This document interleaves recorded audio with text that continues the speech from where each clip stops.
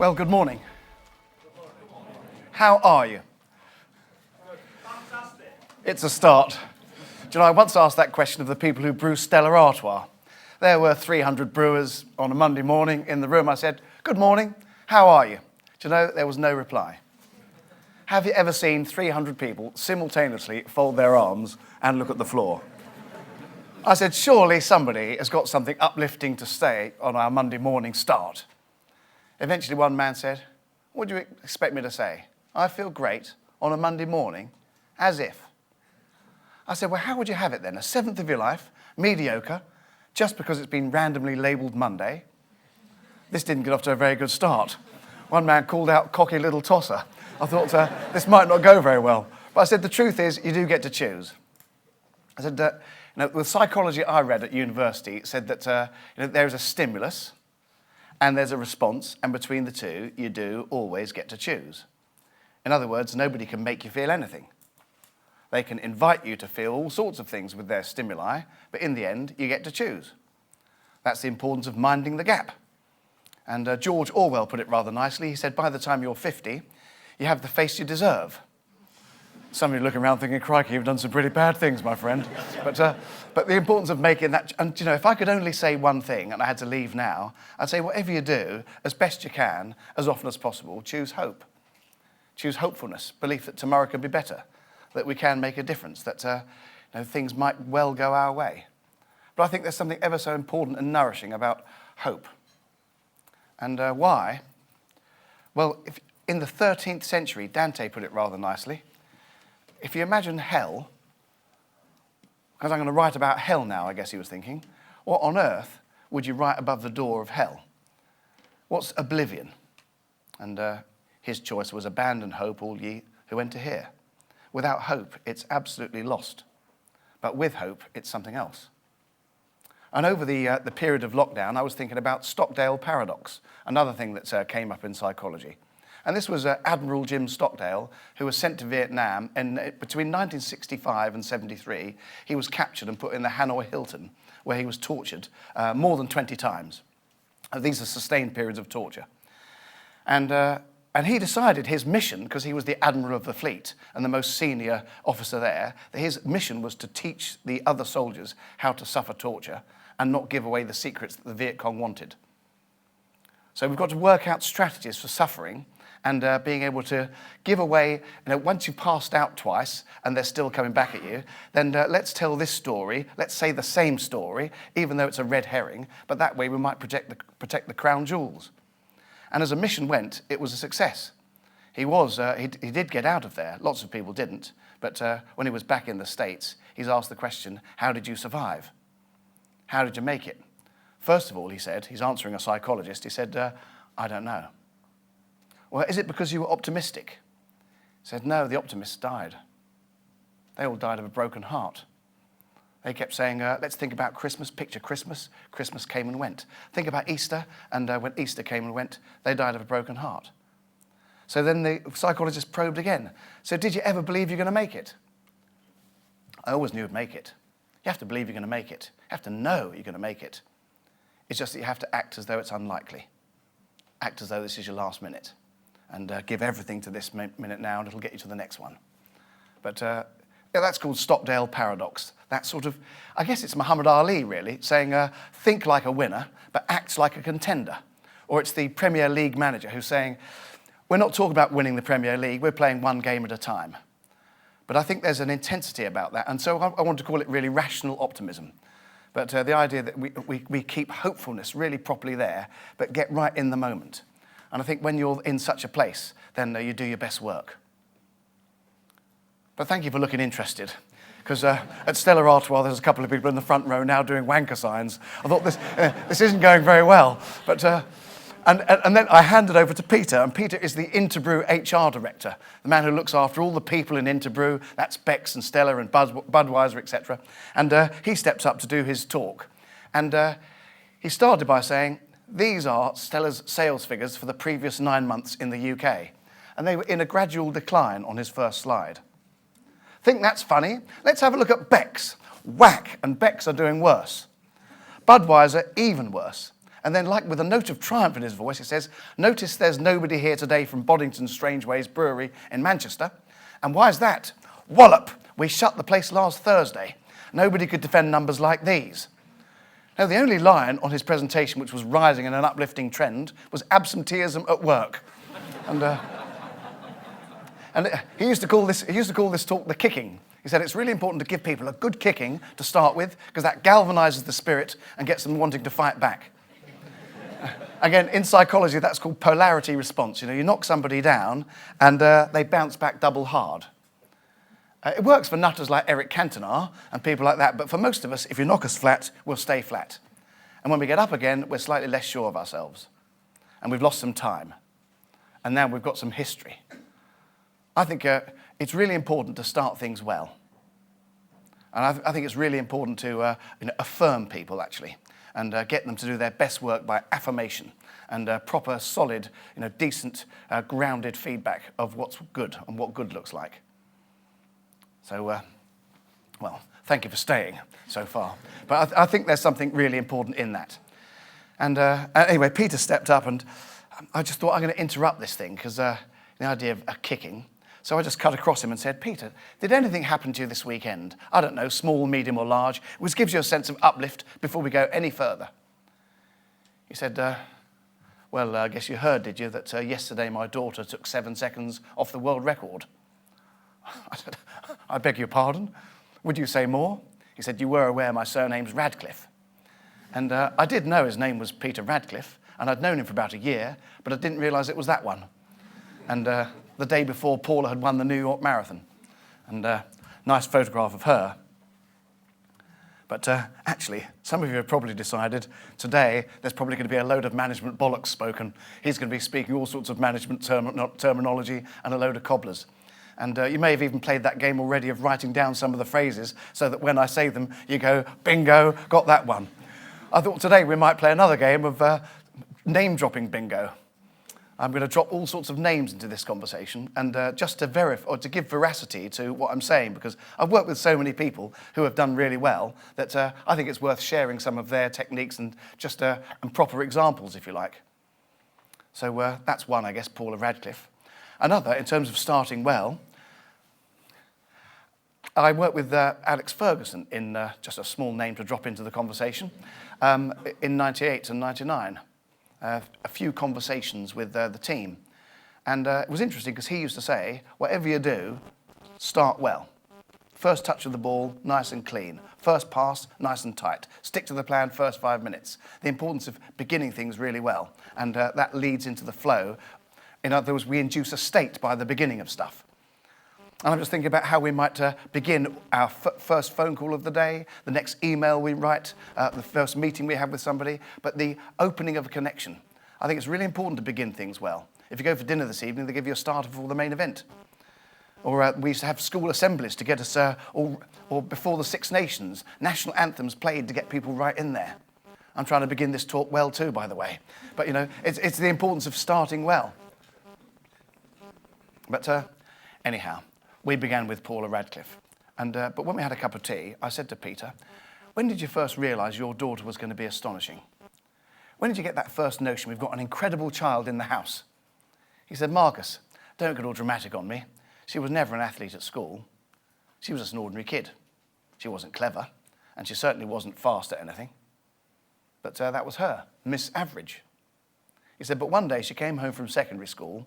She'd gone there, age 12, and she said, we did cross-country running today, Dad, and I came second, and I wasn't really trying. You keep saying to me, what am I going to be when I grow up? I guess that's what HR director fathers do a lot to their kids. She said, I'm going to be a long-distance runner. And my wife and I looked at each other and said, yes, dear, you carry on. And we thought no more about it. But I'll never forget that moment, because he put his cup of tea down and he raised his hands. And he said, the thing is, you see, my little girl saw this. She made a picture. And the picture she made that day is the one she's been running towards ever since. He said, I think all children have pictures. They have hallucinations, fantasies, put there by Disney or by all sorts of other entities. But they have, at some stage or other, a wonderful dream for themselves. And the difference between my daughter and lots of other people's daughters is that my one wouldn't let it go. And the picture she made that day is the one she's been running towards ever since. And I just think that's a really important thought, actually. I think it's a really important thought. What do we picture for the future? What do we see? None of my business to ask you publicly to say what your picture is for 2022 or 20 years' time. Who would you be with? What would you have done? How are things going to look and feel? But I think it's a really important question. And if I may be bolder, I'd want to say, is the picture big enough? Are we asking something of ourselves which is properly big enough? See, the brain's a supercomputer. It answers the size of the questions we ask of it. If you ask small questions, get small answers. If you ask massive questions, the whole thing won't rest until it's got there. And it just depends on whether we're prepared to ask the question or not. Global warming, climate change, it's over. You can't fix that. The horse has bolted. The ice caps have melted. Coral reefs are gone. Seas full of plastic. It's done. Some people might think. But when you ask a question like that, look at the collaborations and the fresh thinking and the fusions of ideas and all sorts of lateral thoughts that have been produced by asking something which we don't know how to answer yet. That's how it works. How do you find a vaccine? But you eat, sleep and drink it, but keep thinking about it, and eventually... I do think that's rather ironic, actually. I mean, not that I'm a Boris fan, but I do think it's rather ironic that we had a Prime Minister, the only one in the world, actually, who happened to say, yeah, well, casually, talking out the back of his head, we'll probably be able to find a vaccine in about a year. What does he know? Funny, though, how the coincidence happens that in this country, a vaccine was found in just about a year. Curious how these things work. But what might our picture be? And I think when one person gets a picture, that's interesting. When two people get a picture and they share it, they fall in love, let's put our dreams together, you get more than the power of 1 + 1. And I think that's how it really works. And I think, therefore, leadership is about enabling others to see the future or make up a future for themselves, which you share. And that gets all kinds of power. See, another group of people I work with is the Special Forces. And that was the first photograph of Captain Tom Moore in lockdown, which I saw on social media, rather grainy. And, but there's a man who walked himself into notoriety and fame.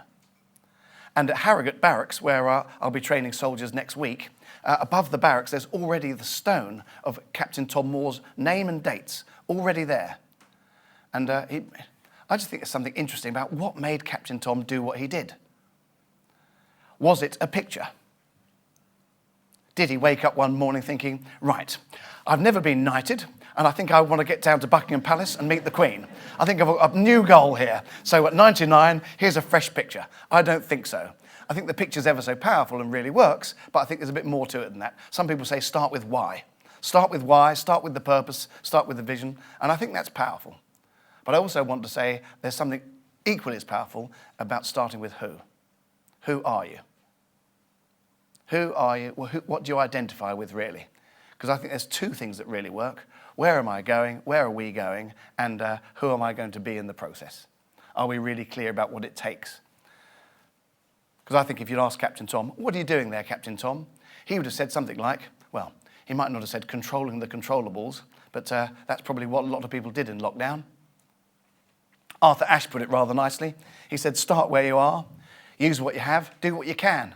Probably that's it. Start where I am, in my garden. Use what I have, I've got a Zimmer frame. Do what I can, I'll try 100 laps. And if somebody had said, oi, Captain Tom, what are you doing over there in your garden? I think he'd have probably said something like, well, I'm doing what soldiers do, you see. I saw in the paper this morning how desperate this is, and I just decided it's probably time I did my bit. But Captain Tom, you're not a soldier. You haven't served for 50 years. Oh, once a soldier, always a soldier. And our identity makes the decision. Fancy a piece of bacon? No, thanks. I'm a vegetarian. Loser. But, sorry, did I say that aloud? No, but you know, the decision's made. Or why'd you travel halfway across Europe to see your football team fail again? That's what you do when you're a Derby fan. You know, you can alienate your audience quickly, Marcus. But you know, why don't you throw a sickie? You're tired. Give yourself a break. I can't do that. I'm a nurse, and this is our time. I say to my wife, actually, can't we just put another log on the fire? And why do you never throw anything away? Well, I can't because I'm a farmer's daughter. Identity makes the decision. I've got friends that say, how comes everything's so tidy for you? Well, I'm a sailor, and that's everything in its place, a place for everything. But there's something about who we are makes our decisions. And so most of this talk, I wanted to think about where are you going? Are you really clear on that? And are the people in your team really clear on that? And also, who have you decided to be? And what are the key qualities you identify with that will enable that? And that's the way to get a team to really go well. Now, the thing about strategy is, we heard a few moments ago, strategies fail. My favourite quotation on strategy comes from the philosopher Mike Tyson, who said something along the lines of, if I can do his voice, everyone has a strategy until I punch them in the mouth. But there's Iron Mike and doing his philosophizing. But there's something about you will have a strategy, we will have a plan, but when it meets the enemy, when it meets reality, it's always found wanting. It's never exact, and oftentimes it fails. But when a boxer goes to the canvas after 8 rounds, or a football team go 3-0 down after the first leg, sometimes they come back and recover and win. And then what do the pundits say? Normally they say something like, they showed a lot of character. And I think that's what gets us through, actually. Character, who we are. And when you talk about the culture of a team, culture of a business, you're really talking about its character. When you talk about character, you're talking about culture. Culture is that. And so here's a study I found, which I rather like. And it asks the question, what really causes a culture to be what it is? What are the factors which shape how people behave in an organisation, in a team, in a business? And you can see there's loads of things. If you work in a beautiful place, then you're likely to be engaged, some people say. The physical space really matters. Other people say it's more about the stories that get told, about what people have done and how they've enabled things, or the leader role modelling and coaching, or how we do induction, how we start people off. That really gets the culture going. There's a list of 10 there that you can see, but you know there's 3 on there that do the heavy lifting, and the rest are confetti. There's 3 humdingers, 3 barnstormers, and the rest get loads of attention, but they don't really matter. So I wondered if you'd choose to accept this challenge. On your table, would you decide which are the big 3? There's 3 on there that do the work. Which are the big 3 which really shape how people behave in a team? If I give you a couple of moments, would you share your thoughts and tell me what the big 3 are? So I'll give you a couple of minutes rest from my voice, and what do you reckon you're seeing there?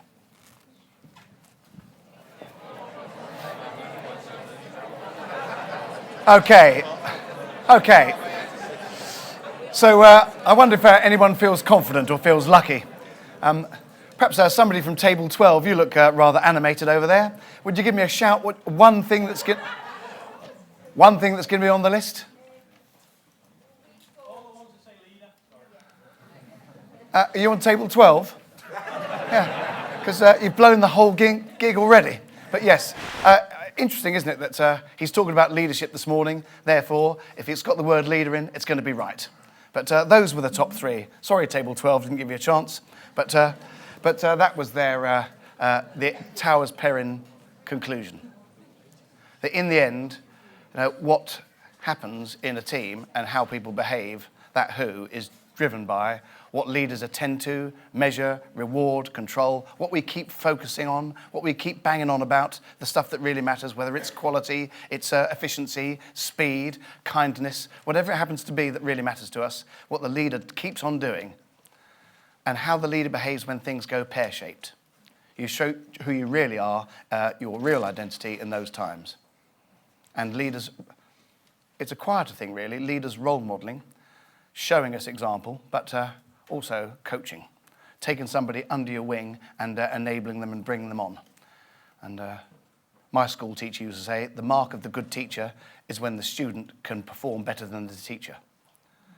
And I think we should see our leadership as an act of service, actually, serving others to make them to be as good as they can be. But I think if that's true, I believe it is, by the way, that's the reason why I brought this research, just because it supports my argument. But that's okay. But I think it's the reason why I think it really matters. Therefore, is if that's the case, then leadership's an inside-out job. there's a sense in which we have to look after ourselves and be really in the best possible. Mother Teresa put it rather nicely. She said, the rent you pay for living in this beautiful place is serving other people. But how can you possibly serve somebody else to the best of your capacity unless you've served yourself first? Her line was, you have to be properly selfish. And I thought, what does that really mean? Is that sort of conservative politics? How does this go?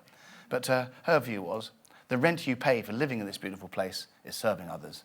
And whatever you do, you have to get yourself in the best mental, spiritual, emotional, physical shape. And when you're in that shape, you can give that gift. In the SAS, they say, fatigue is not a badge of honour. You know, you can get yourself ever so knackered, you can be really heroic, but if you're not good enough for the last 10 minutes, what use was that in a match? Something ever so important about looking after ourselves. This is a picture of Kevin Peterson using me as a ventriloquist dummy. I think he is a tall man, but I think it's me because I think I'm wearing the same clothes, or just about. But anyway, Kevin Peterson. But it's interesting because we did this talk and he said, do you know, you can see the moments in my life when I was happiest because they're the times when I scored the most runs. When I fell in love, I was whacking sixes all over the place. I was really exuberant and really expressing myself with the bat. And then when I fell out of love, that all went rather sour. I stopped scoring quite so well. Then they rumoured I'd become England captain. I got all ambitious again and started to whack sixes. Then, when I was captain, it got political and argumentative and press were all over me, and it was a really difficult time and I stopped scoring. Then they took the captaincy away from me, I was free again and came back the sixes. He was more or less saying, when you feel good, you make good decisions. When you feel bad, you make different ones. And I think, therefore, there is something really fundamental about making sure we find ways of enjoying ourselves enough to be able to make the good decisions, to thrive and to relish what we're doing. And I know it's hard sometimes, but in the end, our state, the state we're in, is such an important thing in terms of how it determines the next outcome of the next moment. And how do we do that? This year didn't begin very well for me, actually. Just being completely frank, one of my friends, he lost his daughter. She was 27. And we were asked to dress up in colourful clothes to go to the church. So we all dressed up as brightly as we could. And I found it really difficult. One, I didn't have many colourful clothes in my wardrobe. But more importantly, at the church, we were supposed to be celebrating Catherine's life. But I just kept, and I could see everybody else too, ever so sad that this bright girl who had a fantastic future, was no more. And no matter how much you wanted to look back, it was really hard. And what makes this difficult, I shan't be on morose subjects for long, but Mark's his son, we live in Cirencester, or near Cirencester in the Cotswolds, and he tried to stop a fight one night, and a brawl broke out of a pub and on the street there, and he just, walking home, was a peacemaker. Just stepped in there and said, no need to throw punches, come on. And somebody threw one at him. He dodged the punch, slipped over, hit his head on the curb and died later in hospital at 19. And what do you do when you've lost two? It was just unbearable, actually. Now, the funeral happened, and I said to Mark, you kept it together. I mean, well done. I mean, it's credit to you, mate. He said, do you know what I'm really broken up about? I had Harvey put down yesterday. And Harvey is his yellow lab. That's 10. I walked it on the Saturday and the Sunday, and it's got arthritis. I've had 3 labs. They've got arthritis, but they last until about 17 for me. Give them chondroitin and stuff like that. But he just said, I couldn't bear watching Harvey going into decline anymore. And I just decided that I'd get it all over and done with. So that's what I did. Just took him to the vets yesterday and had him put down. Personally, I don't think the vet should have done it. But I saw Mark last weekend, you see. This is the point of the story. And I said, how you doing, mate? He said, do you know the worst thing? I'm just missing Harvey terribly. I go for walks, and I'm on my own. And I can't speak to him anymore because he's not here. And I don't know what I was thinking when I had him put down. But I just think, when you feel bad, you make bad decisions. When you feel good, you make different ones. That's how it goes. They read something at the funeral, which I thought was rather powerful or potent, and it went like this.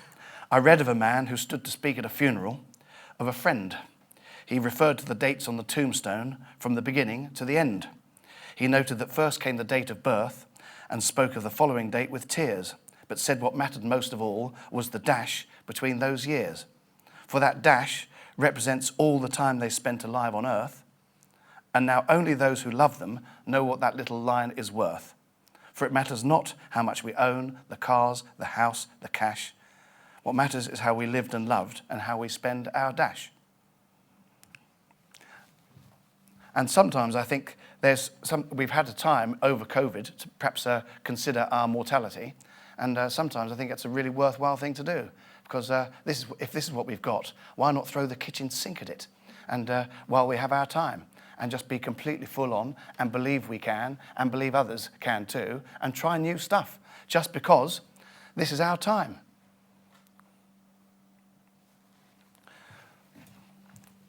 There's another piece of theory I came across which I thought was rather interesting. It was a study of how leaders transmit. It was a study actually of chief executives. And it was a study of how the question was, how much time, chief executive, do you spend communicating with your people in a week? And imagine they said 2 hours. Okay, how much of that time is spent in the bottom left-hand box? Making speeches, publishing emails, doing blogs, vlogs, formally delivered, consciously received transmissions. So the question was, how much time do you spend in there? And then how much notice do people take of it? How much notice, what do they remember 2 weeks after of the speech you made, for example? Now, some of our signals are subconscious and formal. They start in the formal box, but and they stay there, but they drag over into the unconscious. So we're not thinking front of mind about these policies and measures, but they're in our unconscious. Other signals you give as a chief executive are conscious and informal. A remark you make over a cup of tea, a comment made about somebody who's done some really good work, a hero in the company recently, or whether you turn up to meetings and look like you're interested, or leave halfway through, or you look at your phone, etc. But how far you sponsor the meeting. And then lastly, top right-hand quadrant, stuff which is informal and unconscious. Just how you look, how you seem, what your manner seems to be, your whole demeanour, non-verbal cues.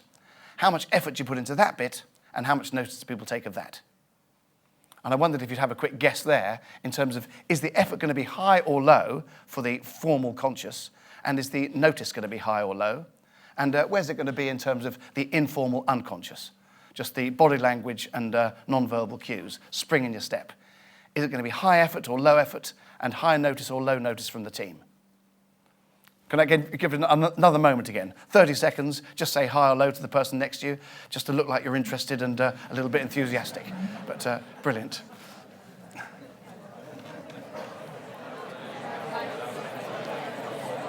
Okay, that'll do us. If you're as quick as you were last time, we'll get this over with super fast. But go ahead. What do you reckon the effort is? The average chief executive, how much effort do they put into the details, dotting the I's, crossing the T's, getting the tone of voice right, all that stuff? How much effort? High, medium, or low? High effort. And how much notice do people take of that stuff? Righto. I mean, if this is close, this is the Oxford Group's research, but if that's close, I mean, goodness me.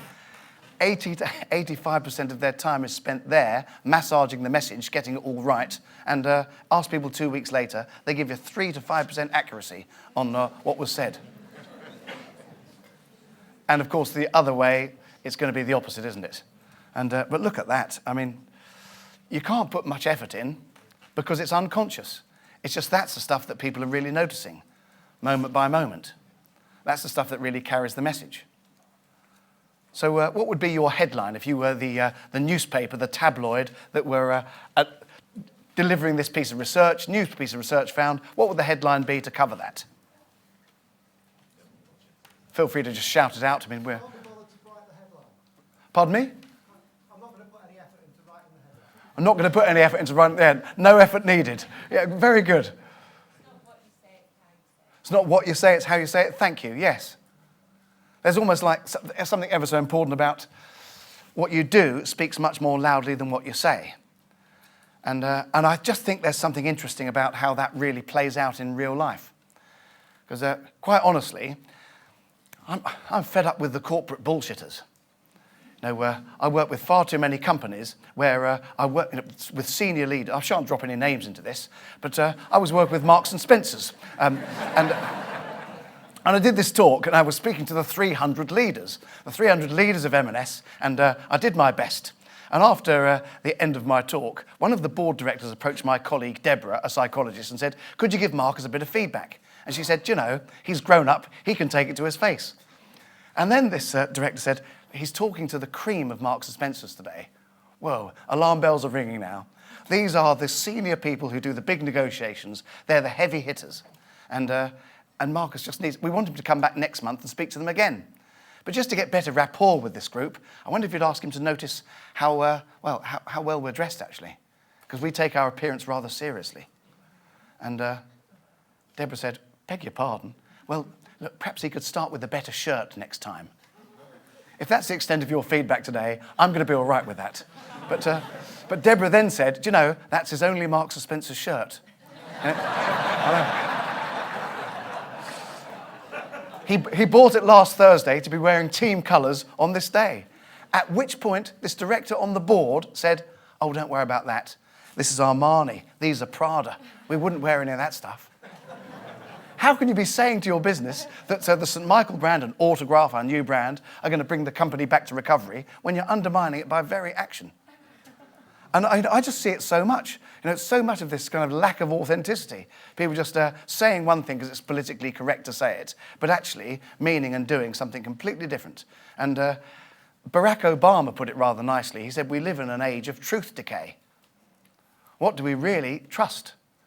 What can we trust? There was a fuel crisis. And I think that came about because people heard there's a fuel crisis. And then they thought, what do I do here? Is it true? Is it real?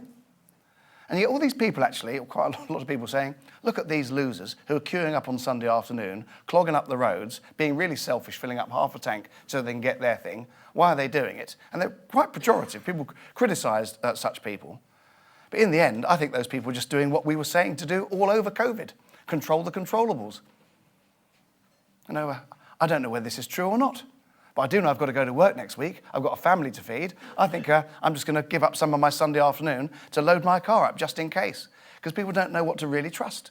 And when you've got leaders behaving like that, all over the place, saying things they don't mean. One of the first talks I ever did in '95 it was actually. I stepped on a stage, there's 1,000 people in the place, and I was really nervous. Even more than this morning, and I stepped on stage there, and I thought, just to quell my nerves a bit, I spoke to the previous speaker, the MD of Avis Rent-A-Car, and he's wandering to the back of the auditorium, having done his talk, and I said, Mr. Medley, just out of interest, what does the word Avis mean? Where'd you get that one from? Do you know, in front of all these people, he took off his lapel mic and said, that sounds like a question for marketing, and handed it to the marketing director. And the marketing director said, I think it's the amalgamation of the initials of the guys who founded the company. I said, wow. When I was at school, avis was the Latin word for bird. And I thought you could use that, you know, the idea of people flying to customers, soaring above their potential, having the freedom to act. I never got invited back. But I compounded it because I then pressed the button on my laptop and it showed 6 mission statements and 6 company names. And I said, who could tell me which company owns which vision statement? Because they're so bland, these pictures, they're not exciting at all. Do you know, the managing director of P&O Cruises was in the room, and he couldn't get his own one. Whoa. So, as I say, not invited back there. Just like let's just stay with A. So we've got Avis, first of all. I went to work with Argos. Asked the board of directors of Argos. I said, where'd you get the name from? Do you know, they said to me, well, the MD said, I suppose you're going to tell us. I said, wow. So, but seriously, where's it from? They said, well, something to do with Greek mythology. I said, crikey. I mean, I read the classics when I was at school, and do you remember Odysseus goes to the Trojan Wars? He's at in Troy for 20 years, and then when he returns home, you know, it's a myth, but his dog's been waiting for him ever since, and it hasn't left the spot. It's gone blind by now, but it sensed its master on his return, and that dog's name was Argos, the absolute epitome of loyalty and trust, unconditional. And I said, I thought as a retailer, if you're interested in loyalty and trust, that might be a worthwhile emblem and worth knowing. But that one didn't go very well either. But there is something about, you know, meaning what we say, saying what we mean, and make it. But all I'm really saying is, have a plan for this next couple of years that you communicate ever so well with your team, so that everybody understands what the picture is and gets excited about it. And by the way, they only get excited about it if the leader does. So there's something about making, because you do have to have a strategy and a plan of arrangements, etc. And all I'm really saying is, you just got to make sure you get it, that it really excites you, that you're doing something which is using your dash ever so well. Because when you do something which gets your blood up, and you're really up for this, we're going to do this year, we're going to double this size, we're going to go here, whatever it might be, as soon as you do that and say that, if it's something which really matters to you, then you'll look like you mean it because you do. And you'll get solace and nourishment from thinking about it. And then when you say thank you to people, you'll be saying thank you to people because it's completely aligned with this. And all of your recognitions and measures and processes, etc., will be aligned too. And then all these things are integrated. And then you've got integrity. And we're there. So it is about having a picture which really gets you going. And not having one that's until you get that excitement and exuberance. And making sure that all the senior players in your business have the same kind of excitement and exuberance too. There's this might just be a bit of humour as well. Would you guess who owns those values? These 4 corporate values. We heard about some strong ones at the co-op, respectable values. These 2, though. Value number 1, it's got a subtext, communicate so there are no surprises, that we don't catch our team out and that people feel secure. We listen and learn from each other because that's the way of making progress happen. It's not one person's idea. And we empower people to get hold of the reins and get stuck in. And by the way, we respect and protect people's mental health, etc. They're really worthy values. Would you guess which company owns them? Just whisper in the ear of the person next to you. If you had to have a random guess, who is the owner of those values? And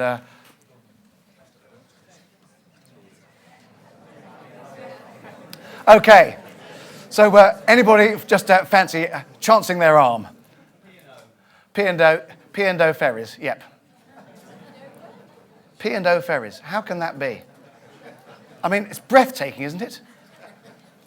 The idea of people saying something and not behaving like it, I mean, how do we trust? However, there's a model here which I want to share. It looks a bit strange at first. It was made in 1961.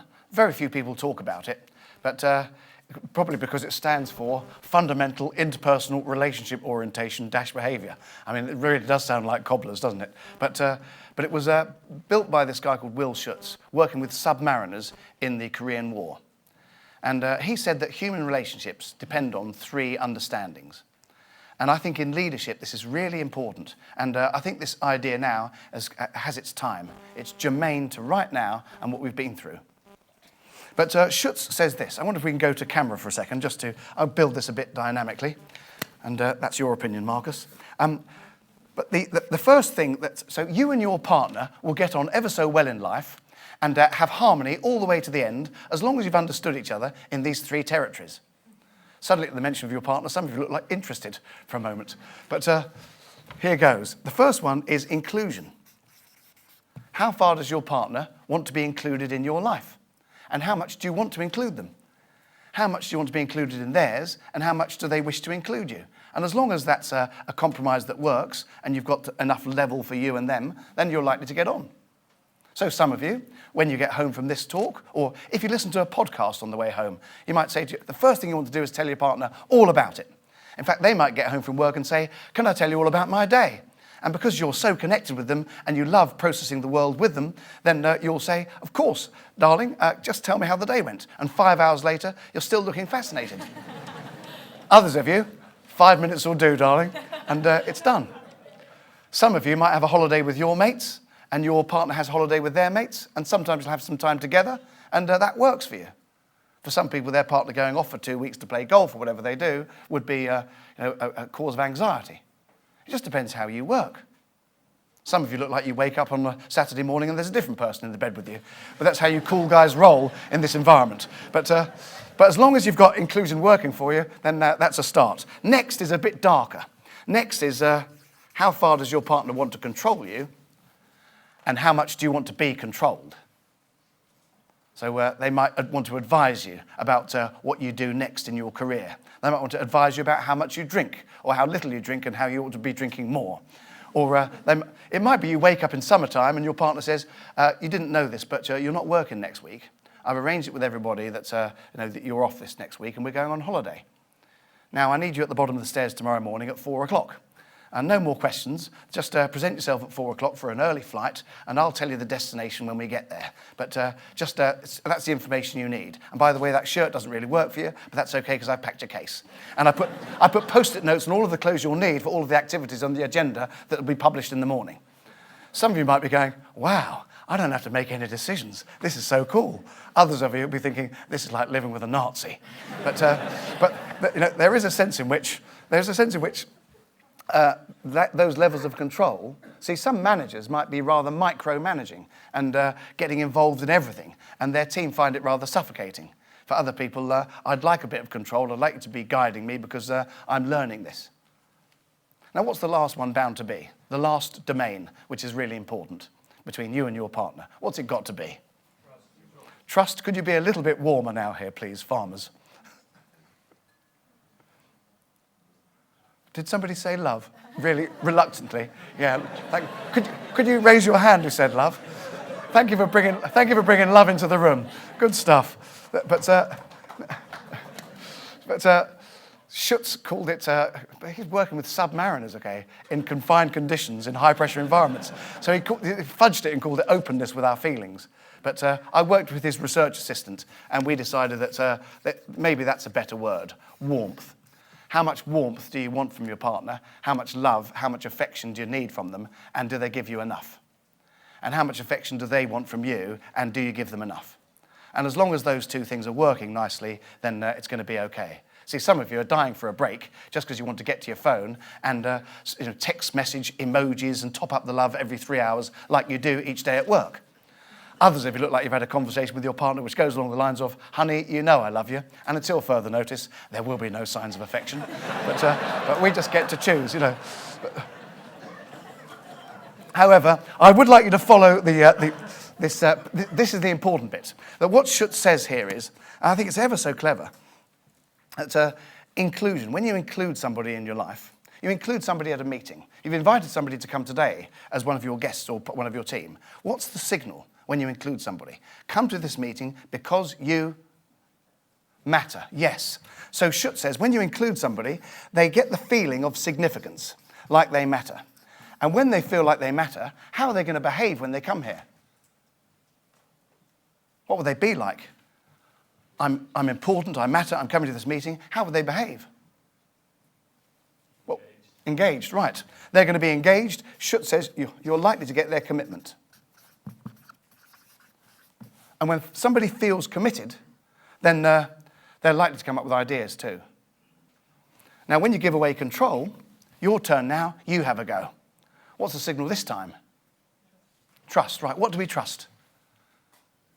Their ability, right, their ability. So when you give away control, you give the person the signal that you are capable. And when somebody feels capable, I can do this, and I want to do it, what do? They get stuck in, take ownership and perform. And when they perform, you say, hey, I love the way you do that, that's brilliant. Thank you ever so much, that's making a load of difference. When you say nice things to somebody, what's the signal now? You are valued, yes. So that's Schutz's word here. You're valued, you're cherished, you're liked, you're loved. And because you can work with somebody for a long time, and when they've finished with you, and leave the business or whatever, you can feel like there's a gap in your life. And we can have proper time in our working life. And when someone's feeling cherished and they're taking ownership, then you're likely to get their massive engagement, huge loyalty, and a place of where the real action happens. And I just think it's an interesting process or an interesting map of how engagement really grows. Because some people think the way to get my team really engaged is to show more love and give more recognition. We could probably do without the chart now, thank you. Show more love and recognition, etc. And let's power on the love and praise. But that's like building a castle on sand. Now, what this process says is it starts with inclusion. First of all, include people. Got a new plan. It's a new picture, and it gets me revved up. We can do this. This is an opportunity. And although the noise out there is like this, I think this is possible. And I want to tell you all about it. Let's have a team meeting and share. And people will go, oh, I don't need to do that because all I do is this job. No, you do. I want you to come to this meeting because I want you to understand where we're going. Why? Because you matter. And when somebody feels like they matter, then they'll go away thinking, well, if that's what we're going to do, I've got an idea. What about this? And then you talk to them. And leader role modeling and coaching. Remember that? One of the big drivers, coaching somebody else. We don't just say, you take the rein now and just get stuck in. We say, how's this going to work? We talk it through. They have a go, we have a go, they have a go, we have a go. And in that process, we end up connecting with them properly. But perhaps we could come back to here again, actually, as I'm going mad again. But there's something here about, as they take control, this is an iterative process. We don't just throw them in there. And when they get there, then during this, of course, they're thinking, I've had an idea, and my boss has recognized it as a good one. You're feeling grateful because it's a bit of progress and innovation. They get promoted or get more money. You feel more grateful because you could see cash coming in, etc. And before we know it, when you say, I really like working with you, it's received well, founded on concrete as opposed to sand. And I think that's the process, actually. It starts with inclusion, leads to giving away control. And that's just a question, therefore. I think we've got the rest of this year to keep thinking to ourselves, if I want some change to happen here, then what can I do in either inclusion, control, or warmth to make that happen? If you've got a dog you're training, or a son or daughter at home that you're working with and you'd like them to do more things or do things with more intensity, we've got 3 places to go. Do we include them more, share more, say more, advise more, or step off the gas a bit and show gratitude when they make a good move? But in the end, I think it's those 3 places. I was thinking, I've abandoned it by the way, but think of having a breakout to say, would you just share your thoughts about where you'd score out of 10 here? So if your partner were in the room, what would they say about you being an inclusive partner? Would they say that you've got a joint bank account and they know the PIN codes of all of your devices and it's all completely open? Or would they say he's rather secretive, or she goes down the corridor and takes phone calls? I don't know what's really going on there. Or would they say that you're a Nazi making all the decisions? Or would they say so slack, actually, that I have to make all the decisions? Or how was Valentine's night for you? Some of you are going, Valentine's night? What's that then? But you could be a cold fish or a gushing romantic. But what would your team say about you? Your wider team, would they say that they feel really included in the plan and are very excited about it and part of it? Or would they feel not quite sure what the direction is now? Would they feel empowered to try new stuff and to invent new thoughts? Or would they feel, no, I just do my bit and do as I'm told? See, I think the great resignation that people are talking about, one of my clients has 30,000 people in the business and they're losing 40 people a week. And these people have just decided enough's enough. But what's causing people to resign, really? Well, I think there's something about that. You listen carefully. They say things like, I want to work for an organisation that is doing good stuff. After COP26, I want to do something which is meaningful. And for that matter, they don't say it exactly on social media, but I want to self-actualize. There's all these people saying, I want to be the best version of myself. I want to learn, grow, develop, become more than I am. And I want to feel appreciated and valued. Actually, ask any couple that have split up. Why did you split up? They normally give you one of these 3 answers. We hadn't made love for 6 months. How is that supposed to carry on? Or now we're split up. I'm getting a motorbike. My partner thought it was dangerous, but now I'm on my own. Action. Or inclusion, for that matter. No, we were both working so hard doing our thing. By the time the kids had grown up and flown the nest, we had nothing in common anymore. I think they're really important areas. So, see, interestingly, I did a talk at the Churchill's Cabinet War Rooms. And what I didn't know was, when you get there, that is Churchill's cigar, and that's where he slept. But they say he was hardly ever here. And there's another device they showed me where they showed the flights of Churchill between 1939 and 44. I got bored at 24,000 miles. See, he wasn't in Cabinet, he wasn't in Whitehall, he was on the road. I didn't know that. I know he went to Yalta and Potsdam and did deals with Stalin and Roosevelt, but most of the war, he was on the road, going to the front line, with a hard hat on, talking to the troops, updating them from here, flying off to the next one, updating them there. Real front-line management. Except that, what was he doing? He can't be showing warmth to them because he doesn't know them. And he can't be controlling them because he's not a military general, a leader there. He might be pulling some strings in Whitehall, but he's not. All he can really be doing is this. But what does he want from them? I want your commitment. I want you to go over the top. I want you to have a go tomorrow. And how do you do that? Well, help people feel like they matter. How's that? Come and meet them each time and update them on the story. I wonder whether we might go to this next slide as well. This is maybe one of the greatest moments of leadership in lockdown, actually. Erna Solberg. There she is in Norway, and she decides who's excluded from these conversations. This is March 2020. People are dying all over the place. She decides to speak to the kids because they're the lost generation. No one's talking to them. So she has this conference and says, I'd like kids to ask me questions, anything you want to ask. I'll be on television, you fire your questions in, and your parents can watch, but they can't participate. And so she has this conference. And kids say things like, are we all going to die? My mum and dad are over 60. Are they going to die? And are you afraid? It's an interesting moment because she says in there, am I afraid? Yes, I am. I'm not going to tell lies. I'm very afraid. My job is to look after the security and the health of the people in our country. And when people are dying, that makes me very upset and worried. And I don't sleep very well, if I'm honest. But I'm not so afraid that I can't make good decisions. And I've got some very good people who can help. And so would they like to come on stage here? And we've got these doctors, and then she begins a debate with the kids. I thought it was just a really fascinating moment of leadership, because it was like a maths teacher showing their workings on a page. I'm not showing you the answer, because I don't know what the answer is. But they're doing this in Australia, this in Sweden, this in the UK, this in the United States, and there are different ways of doing it. And I'm not sure which one. How about that? A prime minister says, I'm not sure which one we're going to do yet. What do you think, kids?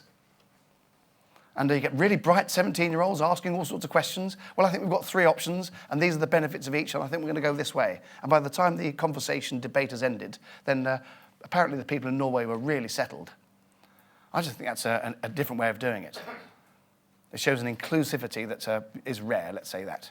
But I think that's the way to get people's real buy-in. I thought, see, that's what exclusion looks like. You know? If you're not inclusive, it's going to go that way, or if you are inclusive, it's going to go this way. But and there are all sorts of. I just wanted to sort of stimulate some ideas, really, in terms of what things could you do to enable your team, the people in your business, to feel really valued and significant and capable, and that's the work. One of my clients, we set this big goal in 2019, massive goal, got everyone in the team together, and said, let's have a go at this. And people were thinking, well, we'll never be able to do that. But they did make it. And their collective effort, they smashed their target. And at the end of the year, their MD gave everybody a book. There's only 60 people in this company, so it's not a big organisation. But they all got a yearbook. And in a digital world, they got a hard copy for Christmas to take home to their families. And there's a page written on everybody in the team. Everybody in the business gets a page written about what they've done and some personal stuff too, but you're significant, you're part of this, you made the history of this business this year. And I thought that was really refreshing to see. That's a picture of my daughter in the middle and Scott, her boyfriend, working. Lockdown was hard on them because Annie ran a shop in Henley called Spoon, Henley-on-Thames, and rather nice coffee shop that was her idea and all decorated her way and all her style and went really well. But of course, lockdown stopped all that. And her boyfriend, Scott, is a chef, did work in number 5 in Beaconsfield, 5-star chef, and he spends his day looking down, working with a couple of other chefs and making really fine food beautifully. But lockdown stopped that. But plucky kids, they went into Marlow High Street, rather posh place down in Buckinghamshire. And in Marlow High Street, they approached a place called the Crafty Tap Room, which does craft ales and lagers, etc., and said to them, now lockdown's coming again. There's another form of lockdown. You can't stay open unless you've got a food offering. I wondered if you've got a kitchen. And the guy running the Crafty Tap Room said, yes, we've got a kitchen. Well, I wonder if we could have another beer. And then I wonder if we could perhaps use your kitchen and set up a business. Keeps you open and will give us a chance to earn money again. And this guy agreed. So they went to work. And I thought it was a really great bit of flexibility and an interest because these 2 kids, just got cooking. And their online business was, they're called Based Food. Set up this online business and you just order. Now it's interesting how customers' mindset changes, isn't it? Just, I'm just going to get what I'm given. And I'll effectively subscribe to the thing you're telling me to do. So Annie builds a website, gets all the food going, and these are rather posh burgers, by the way. Scott's going to charge £15 to the denizens of Marlow by putting truffle oil on and a few fancy things like Parmesan cheese, but these nice wings and burgers go out like there's no tomorrow. On that day when I was cooking with them, It was astonishing. And we set the website, or we opened the website at 10:30 in the morning for servings at 5, 5:20, 5:46, all the way through to 8. They could do 180 orders. And by 10:34, all 180 orders were in. All these people ready to arrive at Marlow at their allotted time to collect a brown paper bag from me with their name on it and all the ingredients that they'd chosen. But absolutely hotcakes, astonishing. Actually, one of the great moments was on that day, I returned to Marlow and Buckinghamshire. Well, I used to play football there, and I played football with a guy called Angus Porter, who was chairman of Marylebone Cricket Club. I'd noticed that, and he wasn't when I was playing football with him, but he'd gone into a wonderful space in his career. And I stepped out there, thought, there can't be many Angus Porters, so I've got my mask on, and I took it out. There's a few people gathered in a socially distant way. Said, Angus Porter, this is for Angus Porter. Is Angus Porter in the house? And he said, yes, that's me.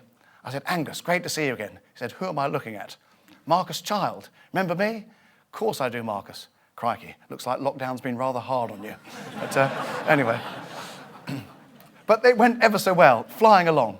Then the man who runs the Crafty Tap Room in Marlow was taking cocaine. Did I say that aloud? And Annie's got principles and decided I'm not going to stay in this place, so they had to shut their business because of somebody's bad behaviour. But you've got to be able to stand up for something. So they came to our house in the Cotswolds, as I said, and we're having a beer and their tails between their legs. What an opportunity, and it's now gone. And then we saw that Jeremy Clarkson's doing a pub quiz tonight.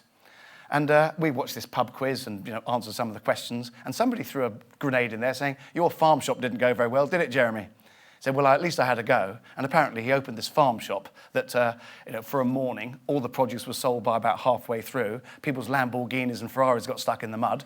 And it was a disaster. But he said, well, at least I had a go. You've got to try things, haven't you? And I said to Annie, hey, how about that? Clarkson's got this farm. Sounds like he wanted to get some food in there. Are you up for that? Why don't you go and see him? Well, what's he going to want to do with us? I've made my kids come to my talks twice a year ever since they were 6. And because you know what it's like, when Dad gives advice, they think, yeah, the bloke's a dickhead. But if you get them really in, and so I just thought I'd get them to come to the big talks where there's many people, and if they see serious people listening to me, they might think he's got something to say.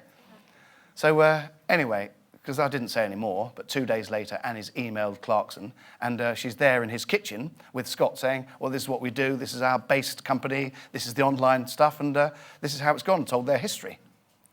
And it's interesting because Clarkson said, well, I'd like to try these chicken wings. So when could you do a demonstration? Tomorrow night? I presume you've got a mobile kitchen. And Annie says, yes. She's got principles, but she can lie. And I presume you've got some sort of bar. Yeah, oh, yes, a mobile bar. Yes, yes. Great stuff. So can we have a gathering tomorrow night? And he says, oh, the diary's rather full, actually. Scott's punching her under the table like nothing else. But 10 days' time, we've got a gap in 10 days' time. OK, that'll do. Come here, bring all your stuff, and I'll get some friends, and we'll have a tasting. And they came home, of course, completely bright-eyed. Oh, my God, we've got the gig. Clarkson's place. Imagine what this could turn into. And so they got going. It's just that my partner, who she looks after groups of chief executives, she's on the scale of 1 to 10 for control, she's like 15. Okay? I stayed here last night, and by the way, the room I stayed in was absolutely fantastic. But I just had irrepressible abandon. I left the lid off the toothpaste, put it over there, and I put a shoe over there, and I just, whoa, this is freedom. But when I'm home, it's very different. But see, Karen's view then, she got stuck in, you see. She did what she does with chief executives. She said, right, what you probably need here, you've got 10 days to do this, you need a Gantt chart. And you need a project code for each of these elements. So you need to get stuck in here right now, and let's get going. And you could just see the colour draining out of the kids' faces. If I did one good thing in 2021, it was to say to Karen, shut the fuck up! Just take her out of the kitchen, leave them to it. Look at them. They're completely wired. They've got the picture. They're completely excited. They'll find a way. People do. He's 35. She's 30. They must be able to do this. If they need our help, then we'll give it to them. But otherwise, just let them go. They'll find... Crikey, look. So she did step out the way and just let them get going. And, 10 days later, they've got this thing made. A proper whack. I towed that with my old Defender 90. And I couldn't go over 40. It was just going all over the place. But we took that up to the farm there. They got one of these containers. It's all kitted out in the way they wanted it kitted. They didn't sleep, actually, for more than a week. They were just, this exaggeration, but they were just up all hours making this thing come to light. And that was a container that we just had cut out. And it's quite nicely done with joinery and deals with the local breweries, etc. So much work. I couldn't believe they did so much in such a fast time. But there's Karen and I serving there just to kind of verify the story. But just astonishing how much could be done in such a short time. And it is amazing how you make your own luck. You take a punt, have a go, turn up there. By the way, it was 10 days later when we went to that demonstration. I was there too. And I thought, this is going to get serious because the latest rules are no more meetings unless you're out of doors, groups of 6 only.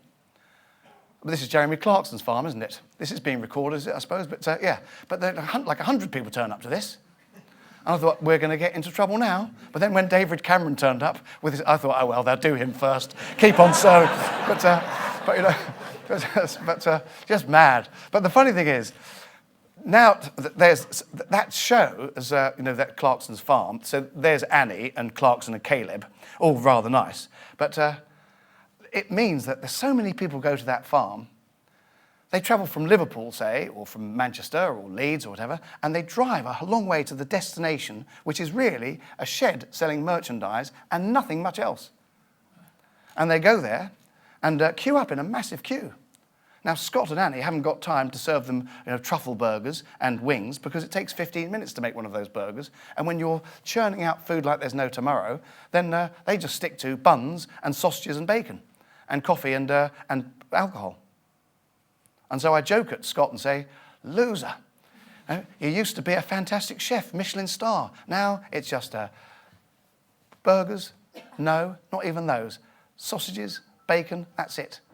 What's become of you? He says, Marcus, I may be a chef and I'm still interested in cooking, but I'm a businessman. I'm an entrepreneur. We've got a new trailer and we've got a deal with Cotswolds Brewery. This is twice the size of the last one. And his identity has shifted. I'm an entrepreneur, I'm a thinker, I'm a businessman, I run a team, I'm a manager, I'm recruiting people, and before we know it. But they're making £8,000 a day selling sausages and burgers. So my criticisms are just immaterial. But I think it's a lovely adjustment. But I also love the way that together, he wouldn't have done it on his own. Annie's been there pushing, managing, and he's been inspiring her, and together it's just been a beautiful story, actually. And it leads me to think that in the end, that's what leadership's about. If you want to drum up, build a ship, don't drum up people and bark orders at them and give them Gantt charts and manage the hell out of the process. That's what managers do. Instead, be a leader. What do leaders do? It's a rather poetic thing to say, but I think that's rather good. In the end, our real work, our best work, if we can get there, is get the picture painted. Enable people to see it for themselves. And when they see it for themselves, then they're likely to run with it. I'll close this first part with, do you know Haven Holidays? Ever come across Haven? Well, Haven were trashed by Watchdog in 2012. Watchdog put cameras in people's ties and clothing, etc., and went on to parks. And they said, this is a really dreadful business. So on national TV, they were hammered for, well, there's a scene where a little girl buys an ice cream. When she does, she drops it by mistake. It lands face down, and the person who sold it to her says, well, there's a bucket over there and a mop. You can clear that up. And if you'd like another one, it's going to cost you another £3.25. So you won't make that mistake again, will you? There's a couple driving to a park. They stop the car and the woman phones to say, my husband's ever so ill and this is going to be his last ever holiday. We've been coming to you for a long time. But I wondered if you'd turn the heating on in the caravan so when we get there in a couple of hours, it'll be warm enough for him. And certainly, madam, we can do that. And when they got there, the heating was switched on, but there was a £20 invoice for the effort of going across the yard. When the show bar's rocking on a Saturday night, then people have had a few to drink. Then when they go to the loo, there's a sign on the loo saying, oh, these loos aren't working now. If you'd like to use the ones next door. So you have to leave the building and then go and queue up outside gambling machines. And the queue, of course, is another way of snagging them. Just another trick. But they were absolutely hammered by a watchdog. But have a guess. How much money do 36 caravan parks make in a year? And we're talking net profit. 36 caravan parks. Anyone would like to just have a quick guess? I'm going to stop in a second. Is that okay? 10 million. 10 million from 36 caravan parks. Well, do you know the answer? 138 million. Maybe I'll leave that hanging as you're standing there, Andy. I'll leave that hanging. You can make 138 million by really ripping off your customers and being a nasty piece of work. Please come back to the second half where I can I'll share some stuff about what happened next at Haven. Thank you very much for your attention. Great stuff. Brilliant.